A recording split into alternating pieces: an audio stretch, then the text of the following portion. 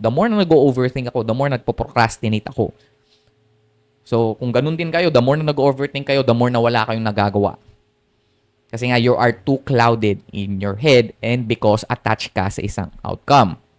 So, naisip ko noon na kapag di ko natanggal yung fear of rejection, wala ding mangyayari sa buhay ko. Mapupunta lang lagi ako sa passive mode, waiting mode. Hindi ko makukuha yung mga gusto ko at hindi ko rin makukuha yung babaeng gusto ko.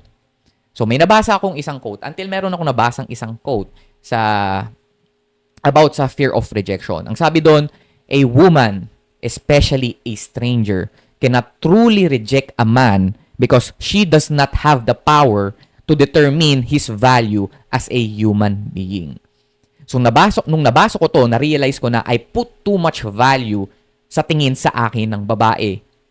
Okay? Mas na-value ko pa yung sasabihin ng isang babaeng hindi ko naman kilala, na hindi naman ako truly kilala, kaysa sa tingin ko sa sarili ko.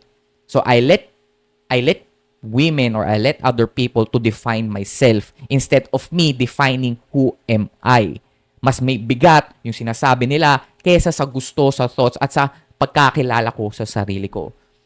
So nakita nyo ba, nawala ako doon sa leadership. Wala akong self-sustainable world, wala akong sariling mundo. Kasi dinidiktahan lang ako ng mga taong nasa paligid ko.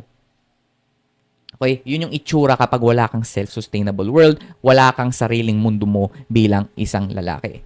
So, dahil gusto kong magkaroon ng isang self-sustainable world at gusto kong tumayo sa sarili ko paa, gusto kong magkaroon ng spine. Okay? Kaya kong tumayo sa sarili ko, meron akong values, kaya ko i-define yung value ko ng sarili ko.